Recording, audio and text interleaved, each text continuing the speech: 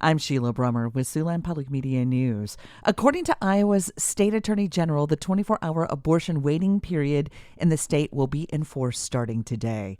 The law requires people seeking an abortion to get two separate appointments, at least one day apart. The first to certify the patient got an ultrasound and was given the option to see the image, and the second to get an abortion. Providers started following that 3 weeks ago when an Iowa Supreme Court ruling allowed the 2020 law to take effect. Sally Frank is a law professor at Drake University. If you live in a rural area and you have to drive 2 or 3 hours to get to a clinic, you have to get a full day off from work twice, you have to have your kids covered and babysat for, et cetera, twice.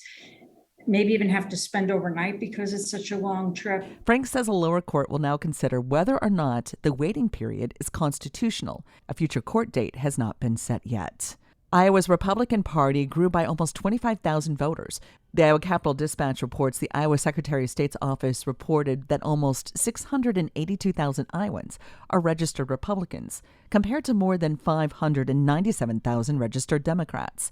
The rest of the state's nearly 1,850,000 registered voters are independents or third party. Democrats did gain more than 5,000 registrations in the last month. Iowa's trend toward higher Republican registration follows national numbers. According to analysis of 31 states, about 2/3 of voters who have switched party registrations this past year moved to the Republican Party.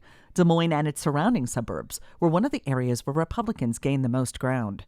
A poll commissioned by Democratic candidate Mike Franken's campaign shows him within 5 percentage points of longtime incumbent Republican U.S. Senator Chuck Grassley. They're competing in Iowa's 2022 U.S. Senate race. The Sioux City Journal reports Grassley was the pick of 49% of poll respondents to 44% for Franken. 7% say they remain undecided. Grassley's 6 re-election campaign victories in Iowa have come by an average of 35 percentage points.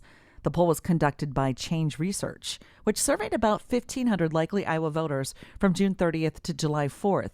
The poll's margin of error is plus or minus 2.7 percentage points. South Dakota Democrats are convening in Fort Pierre as they look to reverse a slide in representation in the State House that is at its lowest point in 60 years. Party activists are discussing ballot measure strategy today and tomorrow, including whether or not to get behind a campaign to reverse parts of a state law that immediately banned abortions last month. Democrats believe they can potentially win the race for Secretary of State, and they want to boost their candidates for governor and U.S. Senate. And it appears Nebraska voters will have 3 different initiatives to vote on in November. One would require residents to show a photo ID in order to vote. Raise the Wage Nebraska also said it gathered enough signatures for Nebraskans to vote on whether or not the state should raise its minimum wage to $15 per hour by the year 2026.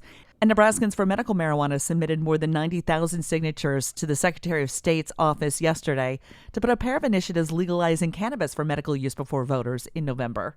And Iowa health officials are investigating a potential case of a dangerous freshwater amoeba. For now, the beach at Lake of Three Fires in Taylor County in southwest Iowa will be closed temporarily for swimming. The state of Iowa's Department of Health and Human Services announced the closure last night. It's because of Naglera fowleri, also known as the brain-eating amoeba.